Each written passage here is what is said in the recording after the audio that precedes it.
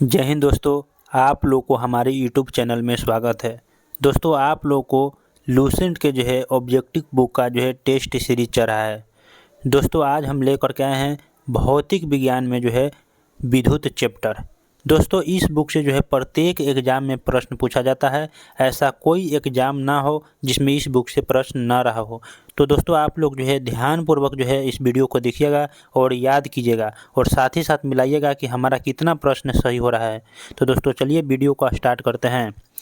आज का जो पहला क्वेश्चन है, जब कांच की छड़ को रेशम से रगड़ा जाता है तो छड़ जो हो जाएगा वह धनावेशित हो जाती है। ऑप्शन बी सही आंसर है।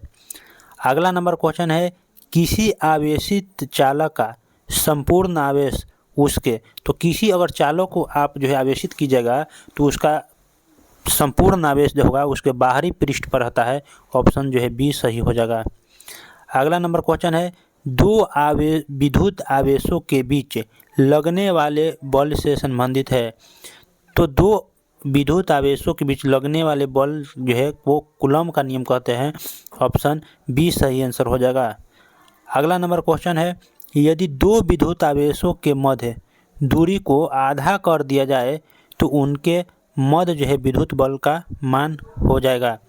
तो विद्युत बल का जो है फॉर्मूला होता है, एफ जो होता है वह जो है आवेश के जो है समानुपाती और जो है बीच के दूरी के वर्ग के बीच का समानुपाती होता है। तो दूरी को हम आधा कर रहे हैं, यानी कि आधा को स्क्वायर करेंगे तो 1/4 हो जाएगा और 4 जब ऊपर चला जाएगा तो बल जो होगा वह 4 गुना हो जाएगा। ऑप्शन सी सही आंसर हो जाएगा दोस्तों। अगला नंबर क्वेश्चन है, समान आवेशों में होता है तो समान आवेश में जो है प्रतिकर्षण, इसी को विकर्षण कहते हैं। ऑप्शन सी सही आंसर है। और अगर असमान आवेश रहता तो आकर्षण होता। अगला नंबर क्वेश्चन है, जब एबोनाइट की छड़ को बिजली की खाल से रगड़ते हैं तो एबोनाइट की छड़ तो ऋणावेशित हो जाती है। ऑप्शन ए सही है। अगला नंबर क्वेश्चन है कि वस्तु का जो है आवेशन किसकी स्थानांतरण के फलस्वरूप होता है। तो वस्तु का आवेशन जो है इलेक्ट्रॉन के स्थानांतरण के फलस्वरूप होता है। ऑप्शन ए सही आंसर हो जाएगा। दोस्तों, जितना भी प्रश्न देख रहे हैं वो सारा जो है एग्जाम में पूछा गया है, कोई ना कोई एग्जाम में। तो दोस्तों, आप लोग ध्यानपूर्वक जो है देखिएगा और मिलाइएगा कि हमारा कितना जो है सही हो रहा है। अगला नंबर क्वेश्चन है कि आप कार में जा रहे हैं, यदि आसमान से बिजली गिरने वाली ही हो तो सुरक्षित रहने के लिए आप क्या कीजिएगा। तो कार की खिड़की बंद कर लेंगे। ऑप्शन ए सही आंसर हो जाएगा, क्योंकि अगर बिजली गिरता है तो उसका सारा आवेश जो है कार के बाहरी सतह पर रहेगा, इसलिए कार की खिड़की बंद कर लेते हैं। अगला नंबर क्वेश्चन है, दो स्थिर आवेशों के बीच लगने वाला बल उनकी मात्राओं के गुणनफल के अनुक्रमानुपाती तथा उनकी बीच की दूरी के वर्ग के व्युत्क्रमानुपाती होता है। यह नियम है, इसे कूलम का नियम कहते हैं। ऑप्शन सी सही आंसर है। अगला नंबर क्वेश्चन है, किसी विद्युत परिपथ में इकाई धनावेश को एक बिंदु से दूसरी बिंदु तक ले जाने में किए गए कार्य द्वारा मापा जाता है। उन बिंदुओं के बीच के विभवांतर को मापा जाता है। तो भी बराबर होता है W/Q। तो यानी कि इकाई धनावेश को जो है एक बिंदु से दूसरी बिंदु तक ले जाने में किया गया जो कार्य द्वारा मापा जाता है उसी को जो विभवांतर कहते हैं। इसका विभवांतर का फॉर्मूला है V/W/Q। अगला नंबर क्वेश्चन है, धातुएं जो है विद्युत की सुचालक होती हैं क्योंकि इनमें जो है मुक्त इलेक्ट्रॉन होते हैं। ऑप्शन ए सही आंसर हो जाएगा। अगला नंबर क्वेश्चन है, निम्नलिखित में से कौन जो है सर्वोत्तम जो है विद्युत चालक है।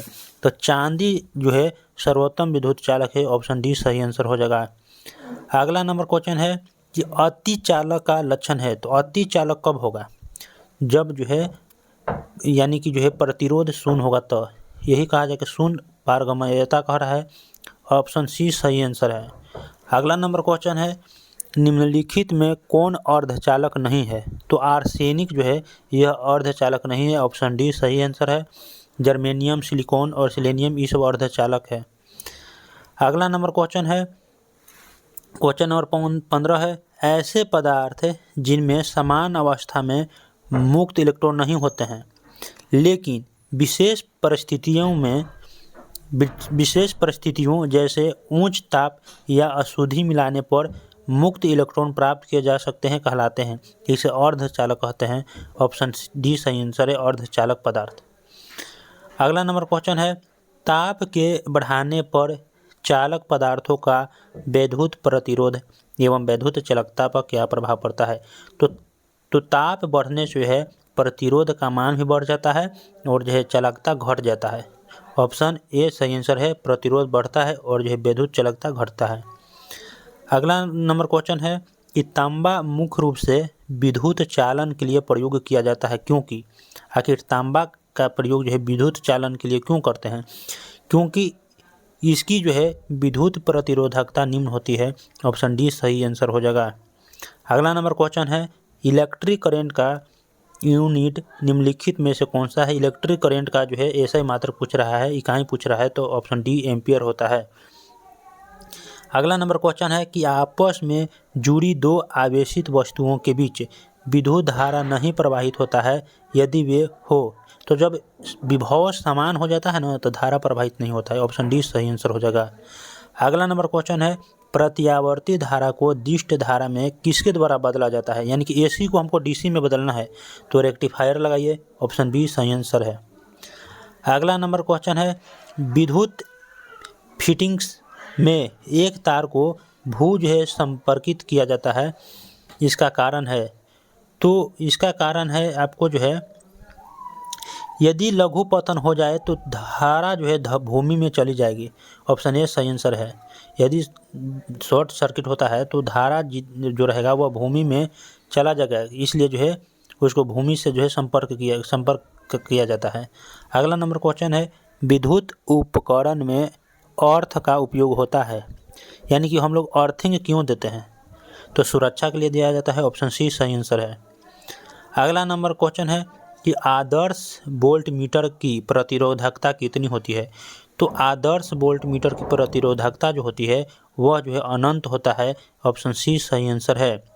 अगर आदर्श वोल्ट मीटर कहता है, यही मीटर कहता है, तो उसका शून्य हो जाता है। अगला नंबर क्वेश्चन है, किसी परिपथ में एक बिंदु पर मिलने वाली धाराओं का बीजीय योग होता है तो शून्य होता है। ऑप्शन बी सही आंसर है। यह जो है किरचॉफ का नियम, किरचॉफ साहब कहें कि जितना धारा आएगा उतना ही धारा जाएगा, और जो है संधि पर जो है योग जो है शून्य हो जाएगा। अगला नंबर क्वेश्चन है, एक चालक का जो है प्रतिरोध जो है 440 ओम है, यदि इसे जो है 110 वोल्ट के स्रोत से जोड़ा जाता है तो इससे कितनी धारा जो है प्रवाहित होगी? दोस्तों यह जो है आपको जो है न्यूमेरिकल से बना सकते हैं, नहीं तो डायरेक्ट भी मारेंगे तो, लेकिन आप लोग को न्यूमेरिकल से बताते हैं कि कैसे है। V बराबर आई आर होता है फार्मूला।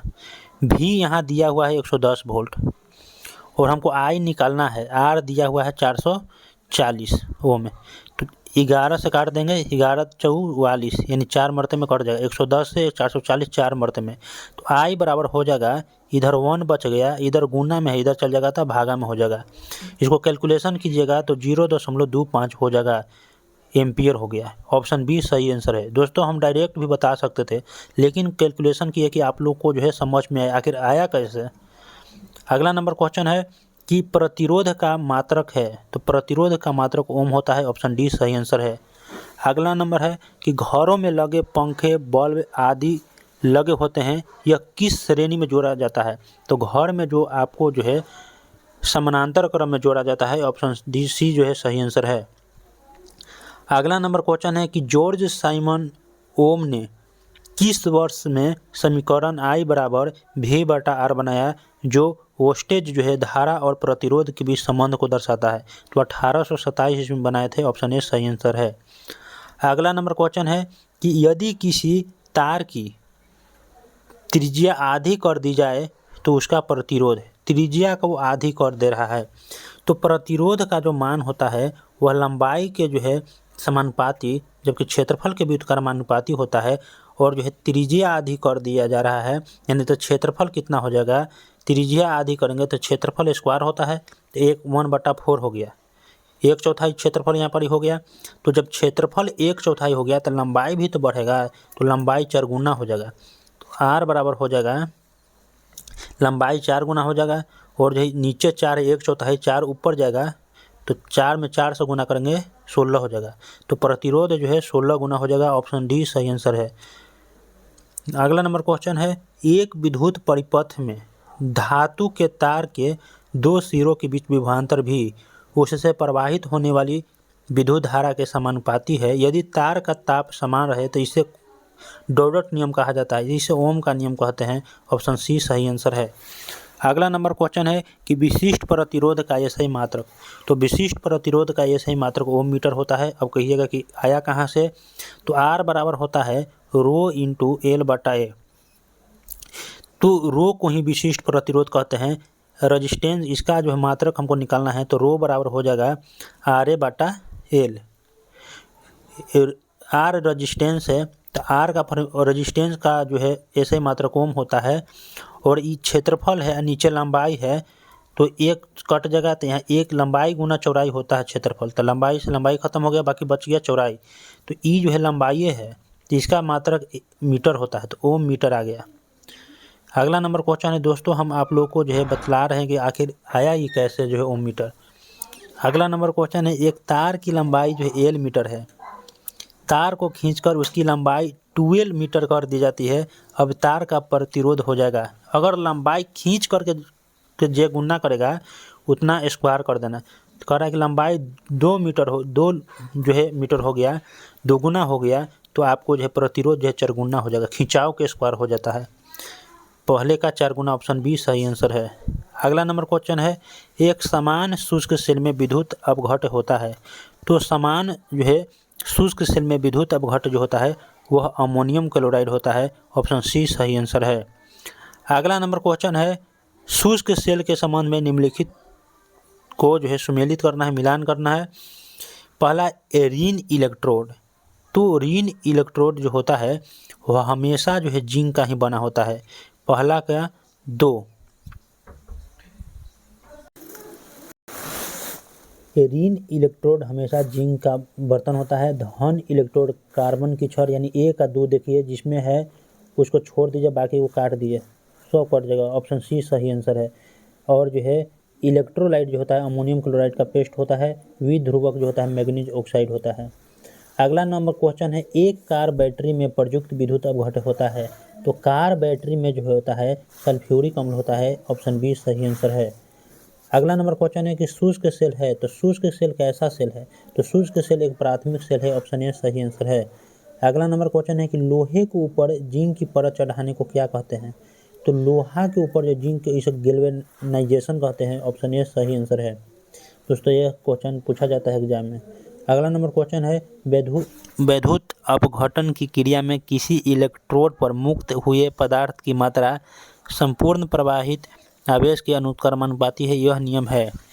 कह रहा है कि विद्युत अपघटन की क्रिया में किसी इलेक्ट्रोड पर मुक्त हुए पदार्थ की मात्रा संपूर्ण प्रवाहित आवेश के अनुक्रमानुपाती। यह नियम जो है फैराडे का जो है विद्युत अपघटन संबंधी पहला नियम है। ऑप्शन ए सही आंसर हो जाएगा।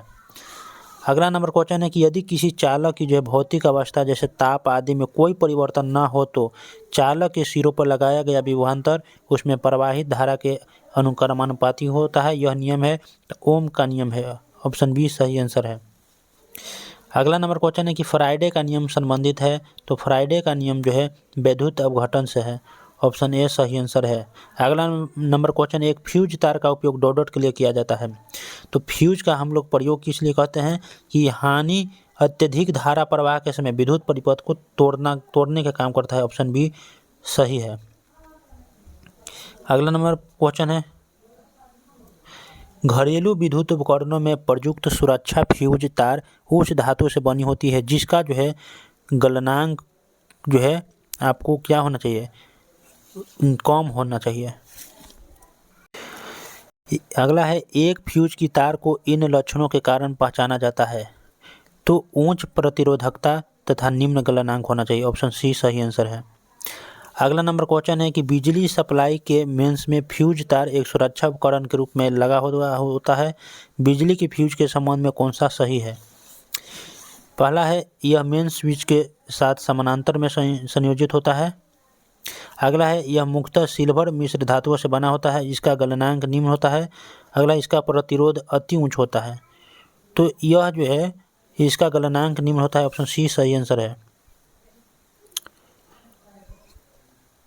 अगला नंबर क्वेश्चन है कि एक विद्युत सर्किट में एक फ्यूज तार का उपयोग किया जाता है। तो एक विद्युत जो है सर्किट में फ्यूज तार का उपयोग है, इसका सही आंसर ऑप्शन सी हो जाएगा, सर्किट में प्रवाहित होने वाली अधिक विद्युत धारा को रोकने के लिए। अगला नंबर क्वेश्चन है कि फ्यूज का सिद्धांत है। तो फ्यूज जो होता है वह विद्युत का ऊष्मीय प्रभाव पर काम करता है, ऑप्शन सी सही आंसर है। अगला नंबर क्वेश्चन है कि समांतर प्रयुक्त सुरक्षा फ्यूज तार बनाई जाती है। तो सुरक्षा तार जो फ्यूज जो होता है वह जो है टीन और लेड की मिश्र धातु होता है, ऑप्शन डी सही आंसर है।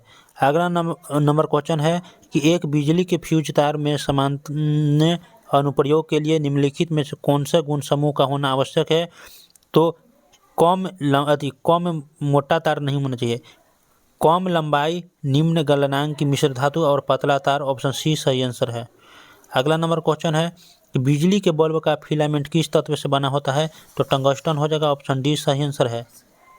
अगला नंबर क्वेश्चन है बल्ब को तोड़ने पर तेज आवाज़ होती है क्योंकि बल्ब के अंदर की गैस, इसका सही आंसर हो जाएगा कि बल्ब के जो अंदर निर्वात में वायु तेजी से प्रवेश करती है, ऑप्शन ए सही आंसर है। बिजली के बल्ब से हवा भरी पूरी तरह से क्यों निकाल दी जाती है। तो टंगस्टन तंतु के उपचयन को रोकने के लिए, ऑप्शन ए सही आंसर है। अगला नंबर क्वेश्चन है कि बिजली के बल्ब के मुकाबले फ्लोरोसेंट ट्यूब अधिक पसंद की जाती है क्योंकि, इसका आंसर हो जाएगा ट्यूब में विद्युत ऊर्जा लगभग पूरी तरह से प्रकाश ऊर्जा में परिवर्तित हो जाती है, ऑप्शन सी सही आंसर है। अगला नंबर क्वेश्चन है कि विद्युत बल्ब के तंतु के निर्माण में टंगस्टन का प्रयोग होता है क्योंकि इसका जो है टंगस्टन का जो है उच्च प्रतिरोध होता है, उच्च जो है विशिष्ट प्रतिरोध होता है, ऑप्शन ए सही आंसर है। अगला नंबर क्वेश्चन है कि नाइक्रोम के तार हीटिंग एलिमेंट के रूप में प्रयुक्त किए जाते हैं क्योंकि, तो नाइक्रोम का तार जो है हीटिंग के रूप में क्योंकि इसका जो विशिष्ट इसका सही आंसर ऑप्शन डी हो जाएगा, बी और सी दोनों सही है। इसका विशिष्ट प्रतिरोध उच्च होता है, लाल तप्त होने पर ऑक्साइड नहीं बनाता है। अगला नंबर क्वेश्चन है कि ट्यूबलाइट में व्यय ऊर्जा का लगभग कितना भाग प्रकाश ऊर्जा में परिवर्तित होता है। तो 60 से 70%, ऑप्शन डी सही आंसर है। अगला क्वेश्चन है विद्युत धारा के ऊष्मीय प्रभाव पर आधारित घरेलू उपकरण है। तो विद्युत हीटर, विद्युत बल्ब, ट्यूबलाइट सभी है। अगला नंबर क्वेश्चन है कि 100 वाट वाले एक विद्युत लैंप का जो है एक दिन में 10 घंटे प्रयोग होता है। तो एक दिन में लैंप द्वारा कितनी यूनिट ऊर्जा का उपयोग होगी। तो जो जितना दिया हुआ है सबको गुणना करके 1000 से भाग देना है दोस्तों। तो 100 वाट दिया हुआ है, 10 घंटा दिया हुआ है, एक दिन कह रहा है। अब इससे हम 1000 से भाग दे देंगे, 3 गो से 3 जीरो खत्म हो जाएगा, एक यूनिट आंसर आ जाएगा, ऑप्शन ए सही आंसर है। अगला नंबर क्वेश्चन है कि एक जो है 100 वाट का बिजली बल्ब 10 घंटे चलता है तो 5 रुपया जो है प्रति यूनिट की दर से विद्युत खर्च होगा। तो 100 वाट का बल्ब है, 10 घंटा चल रहा है, एक दिन बोल रहा है, तो 1000 से हम गुना कर देंगे तो कितना हो गया, 1 यूनिट आ गया। तो 1 यूनिट का दाम जो है 5 रुपया है, तो ऑप्शन ए 5 हो जाएगा। अगला नंबर क्वेश्चन है कि 100 वाट के एक विद्युत बल्ब को दिन में 10 घंटा प्रयोग में लाया जाता है। बल्ब द्वारा 3 दिनों में कितनी यूनिट विद्युत ऊर्जा की खपत की जाएगी। तो 100 वाट का बल्ब है, उसी तरह करेंगे, सबको आपस में गुना कर देंगे, 3 दिन बोल रहा है और 1000 से भाग दे देंगे, 1 2 3 3 यूनिट आ जाएगा, ऑप्शन ए सही आंसर है। अगला नंबर क्वेश्चन है कि बिजली के खपत का बिल किसके मापन पर आधारित होता है। तो बिजली के खपत का बिल अभी देख रहे हैं कि वाटेज के, ऑप्शन ए सही आंसर हो जाएगा। अगला नंबर क्वेश्चन है कि एक विद्युत बल्ब जो 100 वाट का है, एक दिन में 10 घंटे उपयोग में लाया जाता है, तो 30 दिन में कितने यूनिट ऊर्जा व्यय होगा। तो सबको आपस में गुना कर दीजिए, 100 गुना 10 गुना जो है 30 बटा जो है 1000, 1 2 3 30 यूनिट, ऑप्शन सी सही आंसर है। अगला नंबर है त्वरित चालक का आविष्कार किसने किया था। तो त्वरित चालक का आविष्कार जो बेंजामिन फ्रैंकलिन ने किया था, ऑप्शन सी सही आंसर है। अगला नंबर क्वेश्चन है कि त्वरित चालक बनाए जाते हैं तो तांबा के, ऑप्शन सी सही आंसर है। अगला नंबर क्वेश्चन है कि नीचे कथन ए और कारण आर दिया हुआ है, सही ही अध्ययन करके सही उत्तर नीचे दिए गए कुटुंब से चुनिए। पहला है त्वरित चालक इमारतों को नष्ट होने से बचाता है, सही है। यह आवेशों को पृथ्वी तक भेजता है, ये भी सही है। दोनों सही है और सही व्याख्या भी कर है, ऑप्शन ए सही आंसर है।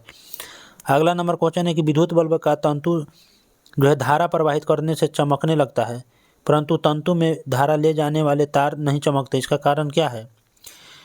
तो तंतु में जो है तंतु का जो प्रतिरोध जो है तारों की अपेक्षा जो है अधिक होता है, ऑप्शन सी सही आंसर है। अगला नंबर क्वेश्चन है कि निम्नलिखित धातुओं में कौन सा एक विद्युत का मंद चालक नहीं है? क्या कह रहा है कि निम्नलिखित अधातुओं में कौन सा एक विद्युत जो है का मंद चालक नहीं है? तो इसका सही आंसर ऑप्शन बी हो जाएगा, ब्रोमीन। अगला नंबर क्वेश्चन है कि शुष्क सेल में निम्नलिखित में कौन में से किनका विद्युत अपघट्ट के रूप में प्रयोग होता है? तो शुष्क सेल में जो है अमोनियम क्लोराइड और जिंक क्लोराइड का, ऑप्शन ए सही आंसर है।